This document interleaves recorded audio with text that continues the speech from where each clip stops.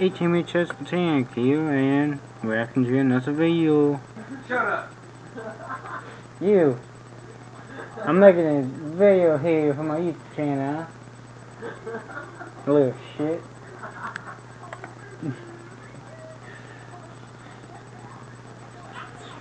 About a ship that doesn't even...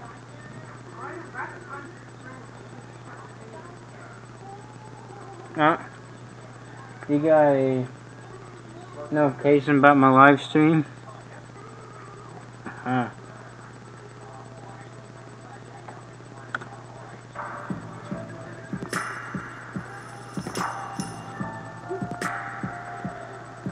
be reacting to two videos. On the 31st of December 1972, the SS Poseidon was on its way from New York City to Athens. It was to be the ship's final voyage, with the ocean liner scheduled to be retired and broken down for scrap after berthing in Greece. However, before the ship could reach its final destination, an undersea earthquake would cause a serious accident that would change the fate of the ship and of almost every passenger and crew member on board. The SS Poseidon began life in 1937 as the RMS Atlantis, a British ocean liner of around 73 million kilograms, or 81,000 tons. With 3 funnels and 4 screws, it was often compared to the RMS Queen Mary, which was built around the same time. Both were large British ocean liners intended to compete with French and German superliners in the period between the 2 world wars. After the Second World War, however, fewer and fewer people were interested in booking travel on an ocean liner. The airline industry was taking off, and as technology developed, it was becoming not just quicker, but more economical to fly rather than travel by sea. Eventually, the RMS Atlantis was acquired by a cruise line consortium who changed its name to the Poseidon, a venture that they anticipated would make them up to $125 million at the box office. Unfortunately, it was quickly determined that there was not enough demand to retain the aging liner, and it was decided that it should be scrapped. I actually switched from Chrome to Opera GX a while ago just because I was so tired of Chrome being the absurd resource hog that it is. Tickets for the ship's final journey sold reasonably well. Departing just after Christmas, passengers would be sailing through the New Year period and arriving in Athens at the beginning of 1973. While the passengers enjoyed the Poseidon's final voyage, cruise line officials were keen to complete the journey as quickly as possible. This was the source of some tension between the cruise line and the ship's crew. For example, Captain Harrison wanted to take on ballast before departure, but was overruled, as loading sufficient ballast would cause a significant delay. This lack of ballast proved to be a problem when the ship encountered inclement weather en route. At several points during the trip, massive waves caused severe listing, resulting in a rash of seasickness amongst the passengers. Again, Captain Harrison argued that the ship should stop to take on water ballast, but again, he was overruled by company representatives. The Poseidon was already behind schedule, and they could not afford to keep the wrecking crew in Athens waiting any longer than necessary. Because of this, the Poseidon proceeded without ballast. This left the ship in a precarious position. Without ballast, it was top-heavy. In normal conditions, this would not be a problem, but in severe weather, this could lead to dangerous degrees of listing. While the passengers were perturbed by the seasickness-inducing roll of the ship, there was no undue concern as New Year's Eve approached. Passengers and crew gathered in the ship's grand ballroom to celebrate the advent of 1973 with dinner, drinks, and dancing. It was at the height of this celebration, however, that disaster struck. A massive undersea earthquake was recorded northwest of Crete, lasting 42 seconds, followed by a single brief aftershock. This violent seismic event created a tsunami, which struck the ship just a few seconds after midnight. Captain Harrison received a few minutes' warning of the approaching wave, and used this time to close watertight doors, turn the ship hard to the left, dispatch a mayday call, and activate alarms throughout the ship. Before he could take any further action, though, the wave impacted the ship broadside, instantly killing Captain Harrison and everyone else on the bridge. At this time, the vast majority of passengers and crew were gathered in the ballroom. Preoccupied with the New Year's celebrations, many did not register the alarm until the disaster was imminent.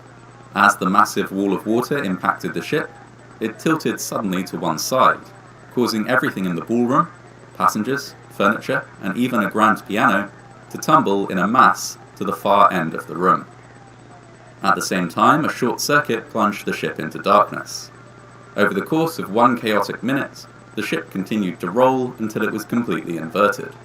As the wave passed on, the Poseidon was left floating upside down in the water.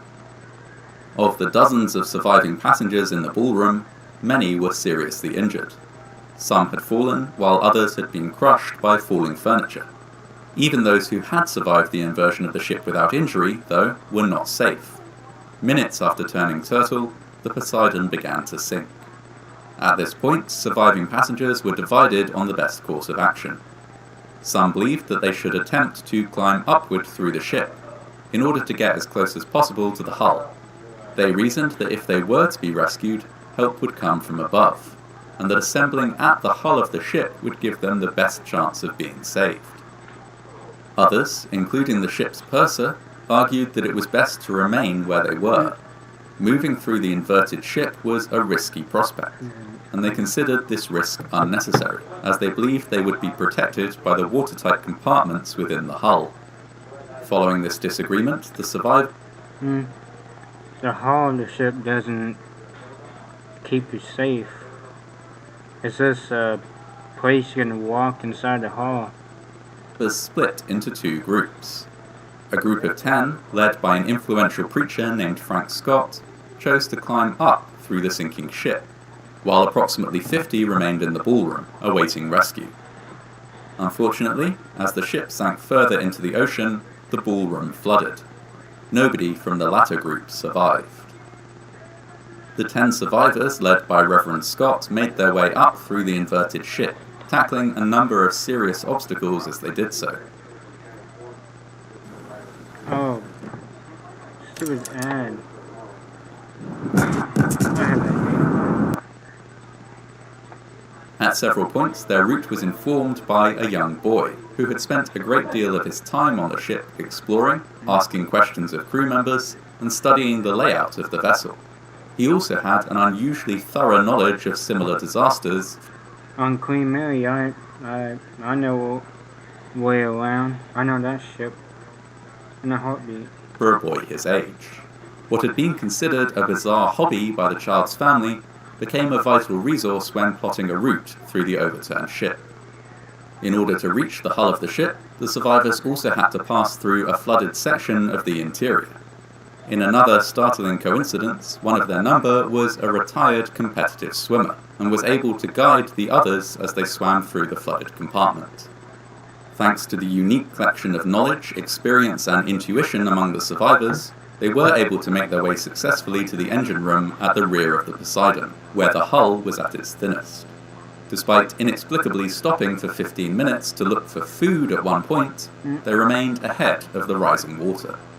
Unfortunately, during the difficult climb up through the ship, the survivors suffered a number of casualties.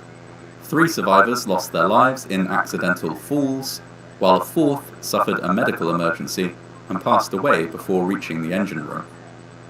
This left 6 survivors, who arrived at the engine room after a long and cinematic journey through the inverted corridors and vents of the ship. They arrived just in time, as rescuers cut through the hull and pulled them to safety. They were the only... That kind of looks awesome, with a helicopter on the bottom of the hull. ...survivors of the sinking of the SS Poseidon. An investigation in the wake of the disaster revealed that the lack of ballast had doomed the ship. Had the trip been delayed long enough for the ship to take on ballast, as Captain Harrison had wished, it would likely have been able to weather the wave. The cruise line representatives who had overruled the captain had, unfortunately, doomed the Poseidon to sink. Despite this, it appears that few lessons were learned from the disaster. Further, almost identical disasters took place in 2005 and 2006, on board ships which were also named Poseidon. These ocean liners were of similar design to the original SS Poseidon, but generally received much poorer reviews, with guests complaining about poor special effects, cheap sets, and unbelievable dialogue. After first one and then two ships with the same name sunk in remarkably similar circumstances, it was finally determined that there was little demand for a further remake of the Poseidon. All being well, the sinking of the SS Poseidon in 1972 is a classic disaster that should, if we are fortunate, never see another sequel.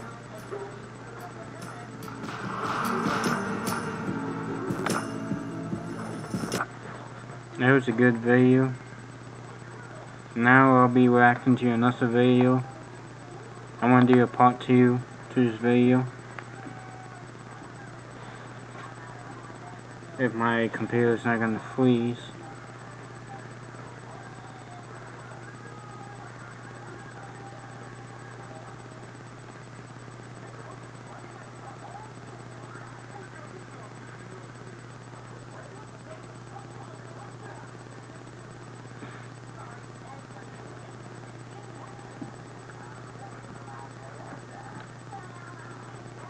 What the hell? What? Our next video is coming out.